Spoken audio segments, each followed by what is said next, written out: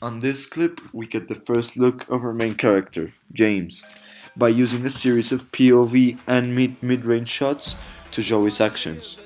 The effect that we try to create on this scene is to make James look as a regular character who lives an everyday life, doing everyday routines as a normal person would.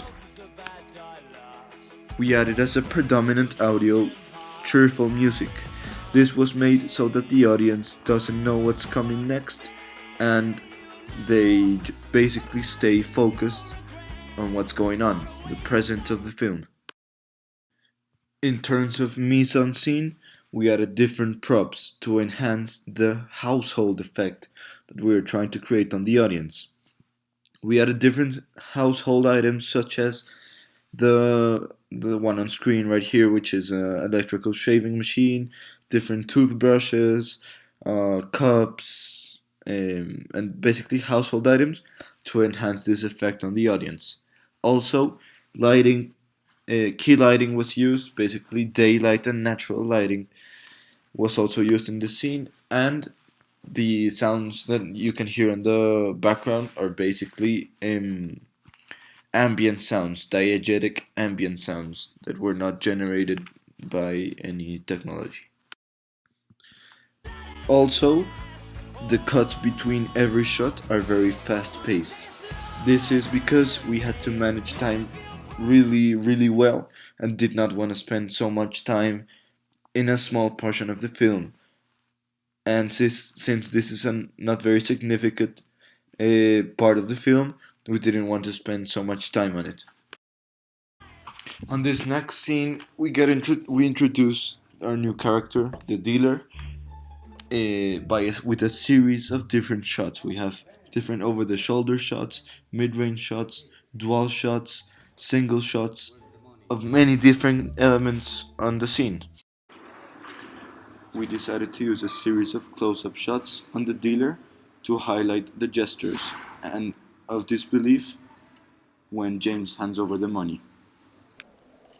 The lighting of this scene is quite similar as the lighting that I discussed previously.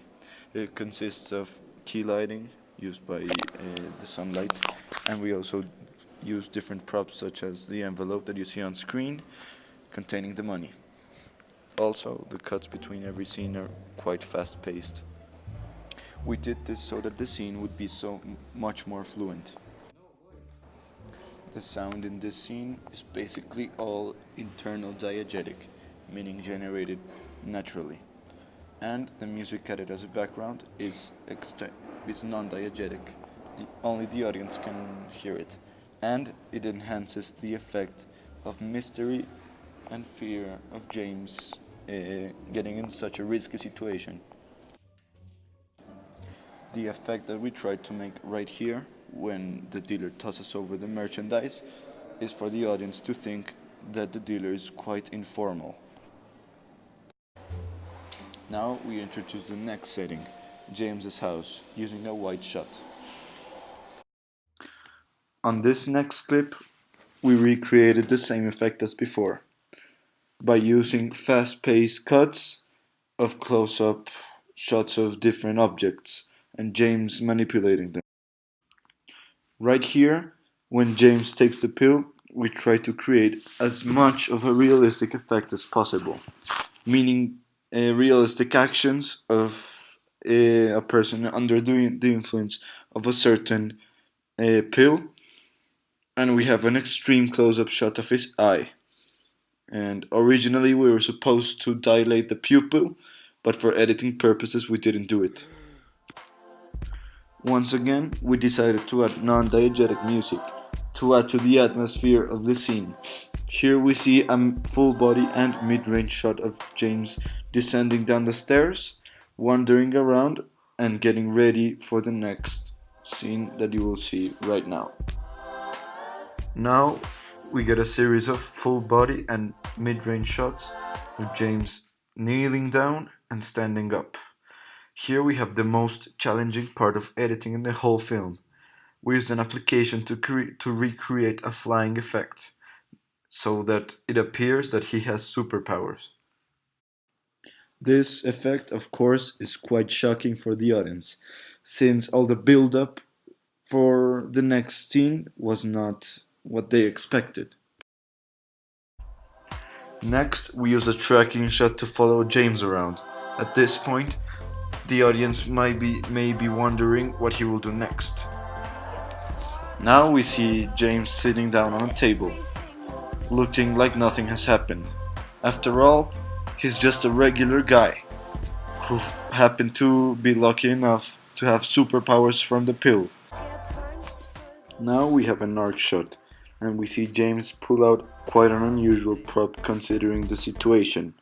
He pulls out a soda can and drinks it. This adds to the irony value of the film. I mean, he just did a superhuman action and then sits around drinking a soda like a regular person would.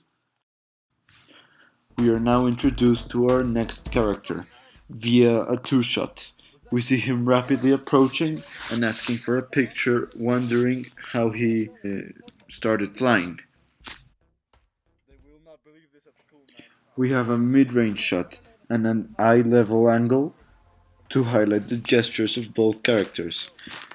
Basically, the one who approached him is quite amazed of what he just saw, and we did this to highlight the gesture of amazement to show to the audience. Our character is rapidly convinced, looking at the prop or the pill container that James handed over to him. He's convinced by him to try out the pill. Now, the same editing technique that we used previously is implemented by using again rapid cuts of close up angles of the prop being held in different ways, being opened, being put into his hand, and finally consuming them. We also did the same extreme close up shot of the friend's eye to show that he is now under the effect of the pill. And then we have two arc shots of both characters with a horse mask prop on. This is to show the audience that they're completely under the influence of the pill, and it's basically all a fantasy in their imagination at this point. We also used another prop, which was the cape, to show that they are now superheroes on their imagination. Also, the non-diegetic music returned in order to add to the atmosphere and all the ideas and emotions that are surging onto the audience's minds.